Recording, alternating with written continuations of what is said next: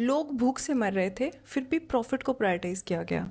1876 की great famine को हम यूजुअली एक सिंपल ड्राउट की स्टोरी की तरह समझते हैं कि बारिश कम हुई, फसल नहीं हुई और लोग भूख से मर गए।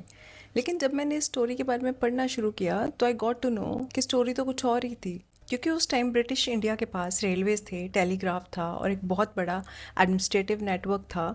पहली बार इंफॉर्मेशन इतनी तेज़ी से ट्रैवल कर रही थी, एक जगह से दूसरी जगह चीज़ों को आसानी से पहुंचाया जा सकता था। थ्योरी में इस डेडली फैमिन के इफेक्ट को काफ़ी हद तक कम किया जा सकता था, लेकिन ऐसा हुआ नहीं।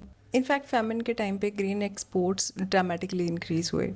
जिस रेलवे नेटवर्क का यूज़ फूड डेफिशिएंट रीजन्स तक फूड पहुंचाने के लिए किया जा सकता था, उसका यूज़ ग्रेन को उन मार्केट्स तक पहुंचाने के लिए किया गया जहां बेटर प्राइस मिल सके। और वही टेलीग्राफ का यूज़ कोऑर्डिनेटेड प्राइस हाइक के लिए कर लिया गया। टेक्नोलॉजी काम कर रही थी, टेक्नोलॉजी फेल नहीं हुई थी। जिस सिस्टम के पास पावर थी बचाने की, उसने इकोनॉमिक एफिशिएंसी को चूज़ किया ओवर ह्यूमन सर्वाइवल।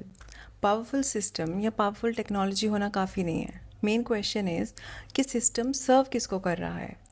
जब ह्यूमैनिटी और इकोनॉमिक एफिशिएंसी अलग अलग डायरेक्शन में चलने लगे तो सिर्फ एफिशिएंसी को चूज़ करना काफ़ी महंगा पड़ सकता है। आज 150 साल बाद भी क्वेश्चन वही है, कंसर्न वही है। तो हिस्ट्री सिर्फ हमें ये नहीं बताती कि क्या हुआ था, हिस्ट्री हमें ये भी बताती है कि क्या हो सकता है।